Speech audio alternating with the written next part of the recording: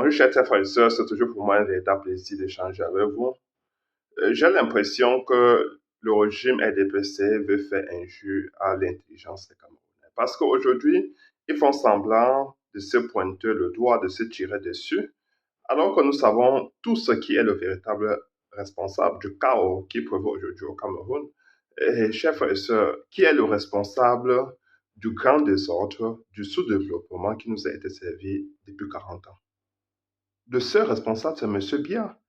Je vais prendre un petit exemple pour illustrer cela. Quand vous étiez même chef de votre classe, quand il y avait un grand bois, qu'est-ce qui s'est passé? C'est le chef de la classe qu'on prenait et qu'on punissait.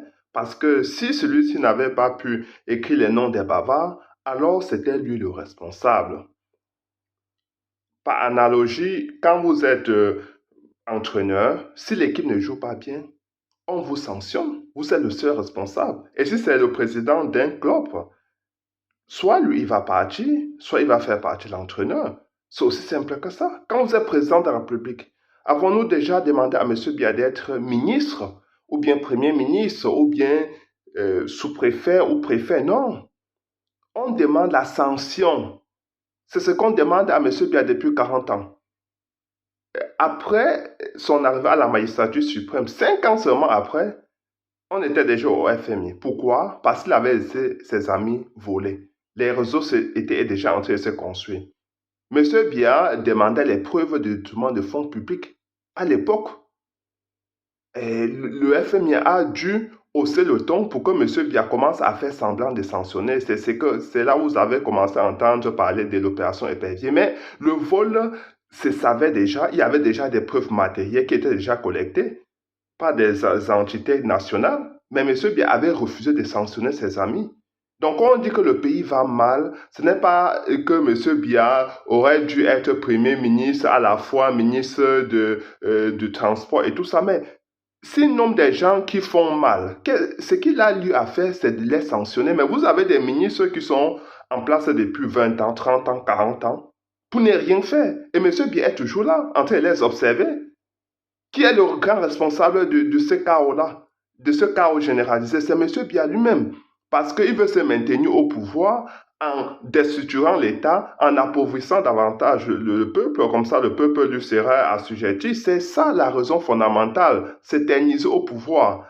Et quand il laisse ses amis voler, ce n'est pas anodin, c'est parce que ses amis vont construire des réseaux pour pouvoir faire des campagnes, vendre le nom de M. Biya, être des chanteurs de cantiques, chanter les louanges à l'encontre de M. Biya au bas peuple qui souffre dans sa chair. C'est ça la véritable raison.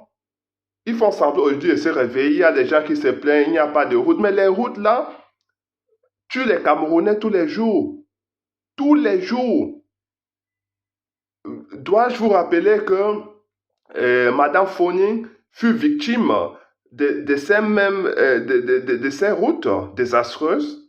Mais à l'époque, quand les gens se plaignaient, Madame Fournier faisait semblant de ne pas voir la réalité. Donc, il faut à chaque fois que la dictature nous frappe pour que nous nous rendions compte que la dictature existe, pour que nous nous rendions compte que nous aurons dû nous exprimer quand des gens étaient en train de se plaindre de l'injustice. Nous devons nous protéger, souder les coudes face à l'injustice, parce que l'injustice, on a toujours dit que la dictature est une injustice et une injustice frappe tout le monde. Je dis que la dictature est impitoyable, comme dit souvent le professeur Maurice Kamto. Elle va en terminer avec tout le monde, y compris finir avec tous ceux-là qui ont mis en place cette même dictature. La dictature n'a pas d'amis, chers frères et sœurs.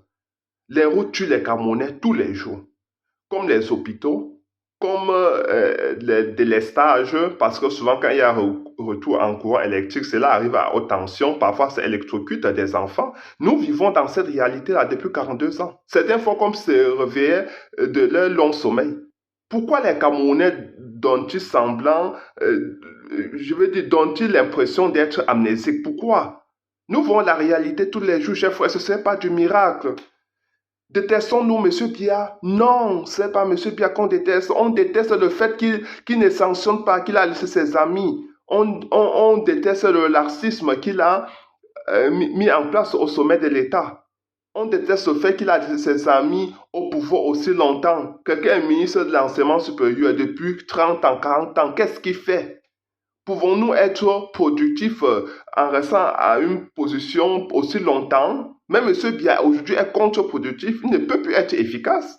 Parce qu'à un moment donné, il y a l'usure du pouvoir. Vous ne parvenez plus à innover. Nous avons besoin d'une nouvelle personne, d'un nouveau leadership, quelqu'un qui va venir impulser une nouvelle vision. C'est ça, un État. C'est la raison pour laquelle, même sous d'autres cieux, des gens après 10 ans, 7 ans, 11 ans quittent le pouvoir parce que vous ne pouvez plus avoir une vision novatrice. Je veux dire, l'innovation peut seulement venir des autres. Ça ne veut pas dire qu'ils vont faire mieux, mais ils vont venir avec une nouvelle dynamique et ça peut changer la donne dans le pays.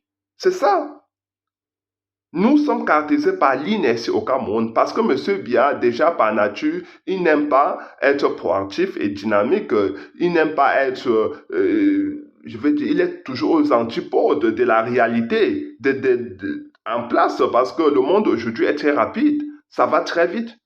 La globalisation, la mondialisation, ça va très vite. Mais M. Biya, lui, il est en décalage total avec cette réalité-là.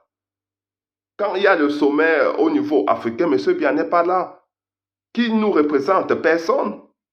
Je veux dire que ceux qui nous représentent n'ont aucune personne parce que M. Biya a mis en place du jacobinisme à l'état pur, à outrance, où il a capté tous les pouvoirs. Donc il a tous les pouvoirs en même temps il n'a aucun pouvoir parce que si les projets d'envergure, les projets structurants ont été réalisés sur les maquettes, c'est aussi parce qu'il n'a pas été là pour contrôler si les travaux étaient effectués. Le professeur Moussa sera un chef chantier. Pour être président au Cameroun, je veux dire en Afrique en général, il faut être un chef chantier, aller sur le terrain vérifier. Parce que nous sommes dans un climat de corruption ambiante. Nous devons changer cette mentalité. Mais il faut que l'exemple vienne du haut. Pour que les policiers voient comment on sanctionne au sommet, pour que le bas peuple voit comment on sanctionne au sommet. Et vous allez voir que la corruption va disparaître. Tout au moins, ça ne doit pas gangréner tous les strates de notre société, comme c'est le cas aujourd'hui. Et c'est aussi si difficile que ça. Un leader, c'est celui-là, je veux dire, parce que certains pensent qu'il s'agit des brebis galeuses. Non. Je veux dire qu'en 40 ans de pouvoir, il y a eu presque 3 gouvernements en prison. 3 gouvernements. Pensez-vous qu'il s'agit des brebis galeuses? Non. Non, non, non, c'est pas de ça qu'il s'agit.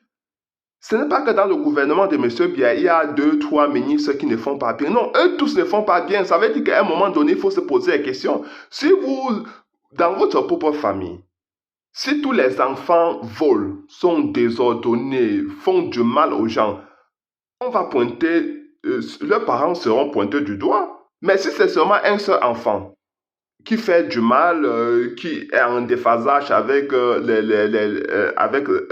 les habitudes ou bien les valeurs de sa famille, on va dire, cet enfant-là, c'est une brebis galeuse, c'est un enfant perdu, c'est comme il en est dans nos familles chaque jour. Mais si tous les enfants font mal à la fois, sont aussi mauvais, sont aussi incompétents, celui qui sera pointé du doigt sera le parent. Dans le cas d'espèce, tout le Cameroun va à volo. Il n'y a aucun ministère qui s'en sort. Personne. Ça veut dire que le seul responsable, le seul coupable, c'est le président de la République. C'est celui-là qui a décidé de s'accrocher au pouvoir. Parce qu'il usurpe ce pouvoir aujourd'hui depuis qu'il a perdu les élections présidentielles en 2018. Il avait déjà perdu en 92, c'était imposé au peuple camerounais. Aujourd'hui, il ne contrôle plus rien du tout. Sauf que les réseaux fonctionnent automatiquement. C'est ça le problème. Et les réseaux ne peuvent pas construire le pays, ils ne peuvent pas développer ce pays-là. Ils vont plutôt capter les ressources du pays pour eux, je veux dire, et leur famille. Il faut changer ça, chers frères et sœurs. Réveillons-nous, ne soyons pas amnésiques, ne nous laissons pas instrumentaliser. Nous ne sommes pas bêtes et stupides. Parce que là, ils sont déjà en train de préparer l'opinion nationale, l'idée selon laquelle M. Biyané est responsable, n'est coupable de rien. Non, il est coupable, c'est le seul coupable aujourd'hui parce qu'il faut un changement de leadership pour qu'il y ait un changement profond dans notre pays. Ça ne doit pas être un changement de ministre ou de je ne sais pas quoi. Non, Il faut un changement de leadership, un nouveau président de la République qui doit incarner des valeurs et des principes de la démocratie, du développement, de vivre ensemble, je veux dire, de l'économie, du patriotisme. On veut un nouveau président pour le prochain Mons Kamto, parce qu'il incarne toutes ces valeurs-là. Nous avons besoin de lui pour changer notre pays de fond en comble. C'est de ça qu'il s'agit. C'est un changement structurel. Comment devons-nous le dire? C'est aussi simple que ça, chers frères et sœurs. Ok, je vous fais partager ma séance cette vidéo, surtout abonnez-vous. Ciao.